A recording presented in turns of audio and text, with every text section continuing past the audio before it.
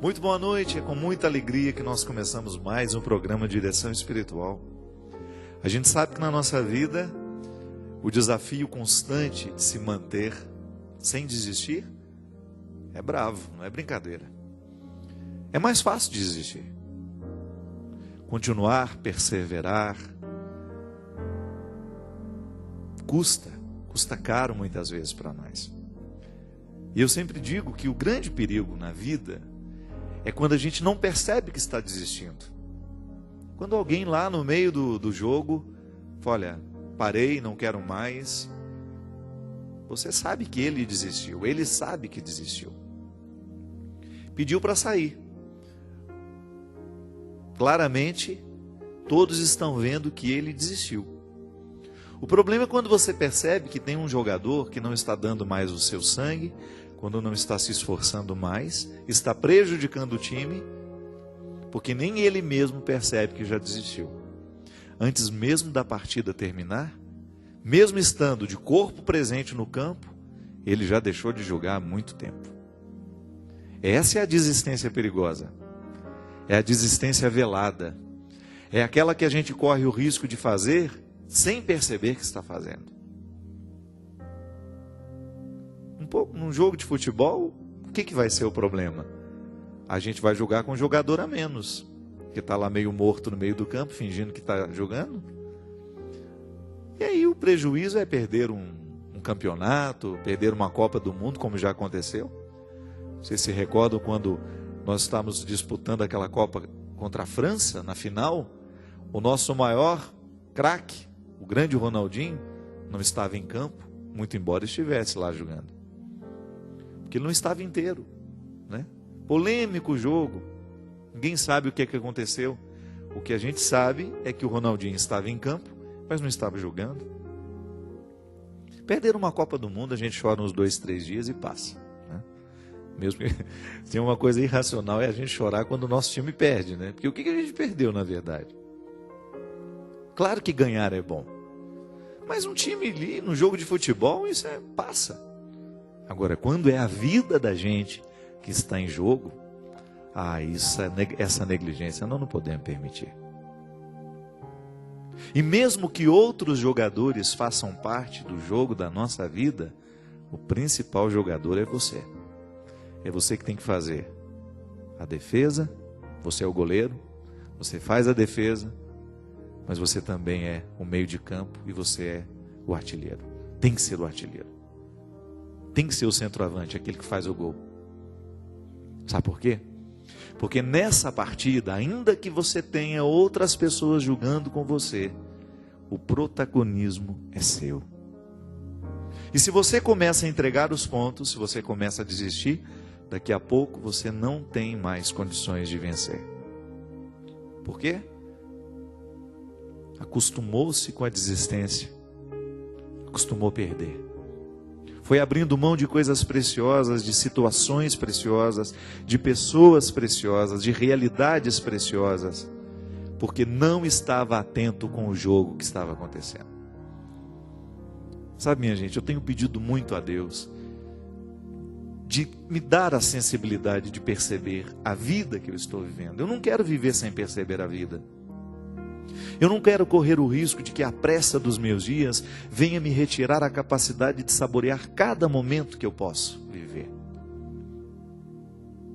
Ainda hoje estava conversando com uma amiga dizendo que às vezes eu tenho medo de estar dando à minha alma um tratamento que ela não merece. Não estou falando da minha opção de ser padre, viu? De jeito nenhum. Mas muitas vezes como vivo sendo padre. Será que eu preciso mudar alguma coisa no meu ritmo de trabalho, para que eu tenha condições de perceber a minha vida e não perder a capacidade de saborear cada detalhe da minha existência? Também outro dia eu conversava com uma amiga sobre um padre que a gente tem em comum, um amigo. Não tenho tanta proximidade, mas... E ele passando dificuldades. Muitas dificuldades como padre. E num determinado momento eu falava isso para ela. Numa partilha, né? É tão bom a gente ter amigos com quem a gente partilha a intimidade. Eu dizia para ela: nós que somos padres, de vez em quando nós precisamos nos retirar do mundo, para a gente voltar a saborear a simplicidade do sacerdócio. Isso para mim é uma questão de honra, gente. É de honra. Eu tenho uma vida de padre, eu tenho um coração de padre, eu me interpreto padre o tempo todo, mas eu tenho uma vida diferente do padre da paróquia, ou do padre lá do seminário, do padre que trabalha no hospital. Trabalho com comunicação, um meio exigente. Padre Zezinho sempre fala isso, é um martírio. Padre Marcelo, escutei dele outro dia, nas lutas, das dificuldades de ser quem é. Padre Reginaldo Manzotti, Padre Robson, Padre Joãozinho, Padre Evaldo, tantos padres hoje trabalhando com comunicação, Padre Juarez. E quais são os desafios para nós hoje? Não perder a partida, não perder o referencial do que é mais importante para nós. Aí então, de vez em quando, a gente sair desse glamour que a comunicação deu aos padres cantores, aos padres comunicadores, e a gente experimentar a simplicidade da roça, das pessoas simples, de celebrar ali sem nenhum aparato, a não ser você. Você sabe que a coisa que mais me agrada, mesmo às vezes pode parecer uma demagogia, não. Antes de ser padre, antes de fazer o trabalho que eu faço, eu já trabalhava nas comunidades rurais em Taubaté. E eu tinha um prazer imenso de fazer aquele trabalho como diácono. E agora, nas oportunidades que eu tenho, de vez em quando, celebrar com aquele povo simples, sabe por quê? Porque não tem expectativa do padre famoso. É o padre Fábio, é um padre só que vai chegar aqui para fazer a missa para nós. Aí você experimenta a simplicidade do jogo,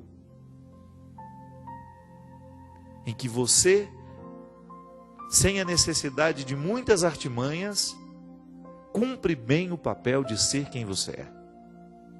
Às vezes isso faz falta para mim, e sei que isso faz falta para você também. Sei que às vezes a sua vida tem muita coisa acontecendo em torno dela, mas eu tenho medo que você não esteja em tudo isso que está acontecendo em torno dela. Eu sou empreendedor nato, eu gosto de trabalhar, eu gosto de produzir, eu tenho um processo criativo muito grande dentro de mim. Às vezes não consigo nem dormir, do tanto que eu penso no que eu posso fazer, no que eu posso... Agora, só que tem uma coisa, eu tenho que estar em tudo aquilo que eu faço. Eu não posso fazer da minha ação um esconderijo do meu ser, para o meu ser. Desculpa, eu acho que eu não me expliquei bem. Eu não posso fazer da minha ação um lugar onde eu não coloque junto o meu ser. O meu ser não pode estar escondido em tudo isso. Eu tenho que estar dentro de cada ação. E às vezes a gente vai fazendo escolhas, a gente vai julgando de um jeito que a gente não percebe que está perdendo. Aí de repente, quando você nota, o déficit já é muito grande, o prejuízo já é muito grande. Aí você olha para trás e diz, aquela velha frase: meu Deus do céu, o que eu fiz da minha vida? Por que eu tratei aquela pessoa daquele jeito? Por que eu não fui mais próximo? Por que eu não trabalhei menos? Ou por que eu não trabalhei mais? Por que eu não me dediquei mais a mim, aos meus projetos? Por que eu não fui capaz de me amar um pouco mais? E assim, consequentemente, eu ter condições de amar um pouco melhor os que estavam ao meu redor? Por que eu não tive disposição de lidar com aquele defeito tão horroroso que eu tinha e que hoje está muito pior do que naquele tempo da juventude? Por que eu não tive coragem de ser verdadeiro comigo, com as pessoas que estão ao meu redor? Por que eu não olhei de frente para o meu limite, para a minha limitação? Minha gente, mais cedo ou mais tarde, nós vamos nos fazer essa cobrança. Sabe, eu fico pensando que o que Jesus fazia com as pessoas quando ele as encontrava, era justamente despertar nelas as perguntas. Jesus era um homem que inquietava, ele interrogava. Quando as pessoas estavam diante dele, era inevitável, olhando para o jeito como ele vivia, escutando o que ele falava, as propostas de vida que ele tinha, olhando para o caráter dele, para o jeito dele ser gente, era inevitável que as pessoas se perguntassem: por que eu também não posso viver assim? A presença de Jesus inquietava, provocava perguntas. Respondia? Também respondia, mas ela provocava muitas perguntas. E é assim que tem que ser hoje. A nossa religião, a nossa pertença religiosa tem que ser constantemente um incômodo, um bom incômodo, uma paz inquieta, como diz sabiamente o Padre Zezinho. De você ter condições, de você ter a consciência de que a sua experiência religiosa lhe faz perguntar o tempo todo se você está fazendo a coisa certa, se você está escolhendo a coisa certa, se você está julgando do jeito certo, para que você não se sabote, né? Você não pode se sabotar, você não tem o direito de viver se sabotando. É impressionante como às vezes o processo da sabotagem, ele é inconsciente. Tem gente que se autodestrói sem saber que está fazendo isso. Os vícios, né? Se você for pensar, o que é o vício na vida de uma pessoa? Está se sabotando. Se eu acendo um cigarro, que eu sei que está cheio de substâncias nocivas a mim, e eu jogo aquela fumaça tóxica para dentro do meu organismo, se eu permito que essa química nociva, destrutiva, visite o meu interior, passe pela minha corrente sanguínea, fique grudada nos meus órgãos, o que eu estou fazendo? Eu estou sabotando o meu sistema. É como você pegar aquele carro que você gosta tanto, que você comprou com o suor do seu trabalho, e jogar lá um ácido no tanque, ao invés de jogar gasolina. É a mesma coisa. E o pior, o carro é material. Você compra outro, trabalha de novo, compra outro, ou restaura o motor. Agora nós, muitas escolhas que nós fazemos, elas danificam o nosso funcionamento para o resto da vida. É como pegar um vírus mortal. Por que a igreja fala tanto? Tenta convencer as pessoas de viver uma vida sexual regrada, ordenada, harmonizada, com fidelidade. Porque o sexo é um canal, é um portão onde muitas doenças matam. Quantas mulheres contaminadas, pelo vírus HIV, pelo HPV também, né, que é um vírus terrível para a vida da mulher, que causa câncer. Quantos homens contaminados também com o vírus do HIV? Por quê?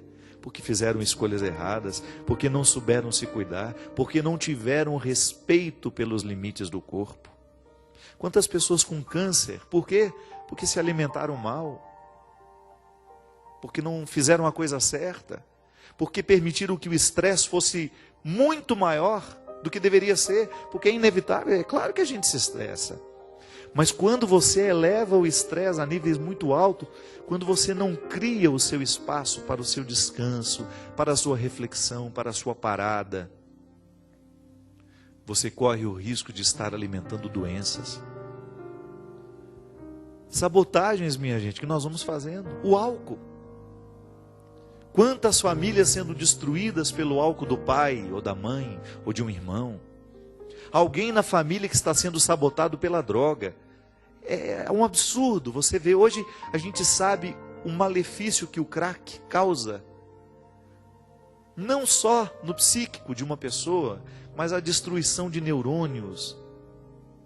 O lixo que um ser humano fica depois de um ano usando crack.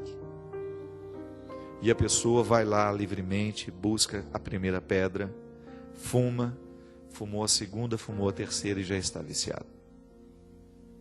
Mas é uma atitude livre. Pode até depois dizer, o viciado não é livre mais, porque ele está dominado pelo vício. Mas o primeiro contato com a droga foi livre. Ele foi. Ele aceitou aquilo entrar no organismo dele. Se sabotou. Quantas vezes nós nos sabotamos com sentimentos ruins, mesquinhos, ciúme. Eu tenho ciúme de tal pessoa. E aí eu começo a alimentar aquela coisa ruim dentro de mim, doentia. E porque é doentio, me adoece. Aí a gente fica amargurado. Por quê? porque você não alcançou o seu objetivo, e o ciúme mostra para você que você não alcançou aquele objetivo, de ser dono do outro ou de querer o outro para você. Inveja. Quantas vezes nós deixamos de vencer porque nós paramos na inveja que a gente tem do outro? Eu, por exemplo, admiro o Christian. Boa noite, Christian. Eu admiro que o Christian toca bem, demais na conta. Eu queria tocar igual ele, mas eu não tenho inveja do Christian. Tenho orgulho. Fico feliz de saber que ele é um menino competente, que soube desenvolver bem a musicalidade dele, que toca com muita sensibilidade. Eu não toco não, se eu sentar aqui, eu não sei fazer nem. Mas eu não me sinto, não é verdade? Eu tenho outros valores. O bom da vida é isso, é você descobrir que nós somos uma parceria. O programa Direção Espiritual não é o mesmo quando o Christian não está. Estamos julgando juntos, é verdade. Estamos julgando juntos. Aqui esses meninos todos que estão por trás das câmeras aqui, todo mundo julgando junto. Se o câmera aqui quiser me sabotar, ele pode, né? Se o Christian quiser me sabotar, ele me sabota. Mas não é o nosso desejo. Nós queremos que o programa dê certo. Nós queremos que a nossa palavra, que a nossa proposta chegue até você.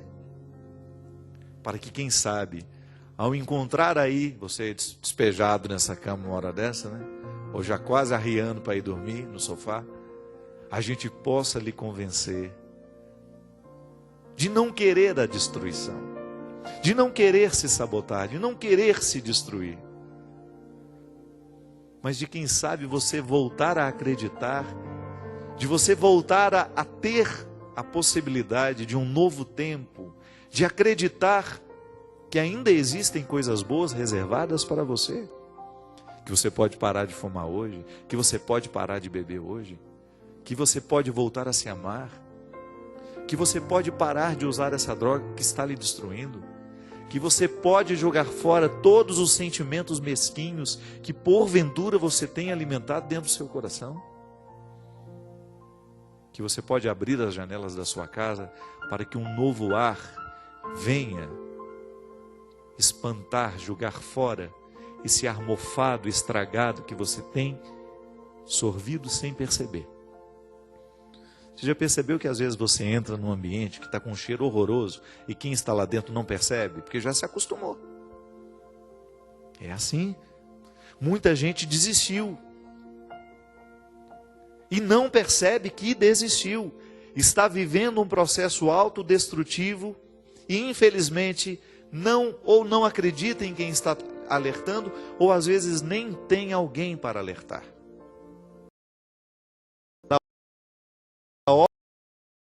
Olha, era a hora da cura. Alguém teria que jogá-lo.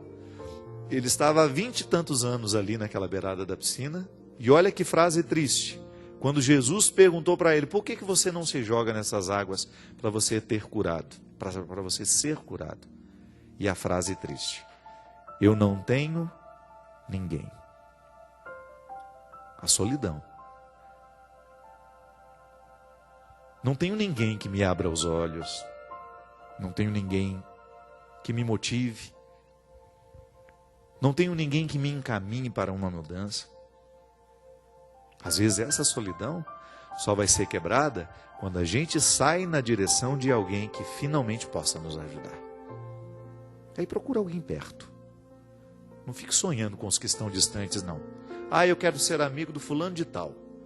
Você nunca encontrou com ele. Ah, eu quero ser amigo do Antônio Fagundes. Eu acho que eu vou lá para desabafar os meus problemas com ele. Me identifico muito com a arte dele. Não. Você vai encontrar ao seu redor. A amizade tem que ser possível. É de gente que esteja próxima a você, que conheça a sua história e que tenha, ou então que tenha disposição de participar da sua história de um jeito efetivo. Eu não tenho ninguém, mas não vou fazer disso um estado de vítima. Eu vou à busca de alguém que tenha condições de fazer por mim o que sozinho eu não posso. É assim, minha gente. A vida é possível, sim. Até mesmo aqueles que hoje se sentem solitários. Você, se por acaso hoje você sente que está faltando alguém para lhe ajudar nesse processo, não reclame, não. Vá à busca, conquiste essas pessoas. Você sabe que eu posso dizer isso? Eu tenho muitos conhecidos, muitos amigos, e o grupo que faz realmente parte da minha vida, as pessoas que visitam a minha casa, que estão comigo, que participam do meu dia a dia, que ouvem as minhas mazelas, que sabem dos meus sonhos, aqueles que eu não preciso ficar publicando. Aqui que faz parte da minha vida, do meu dia a dia.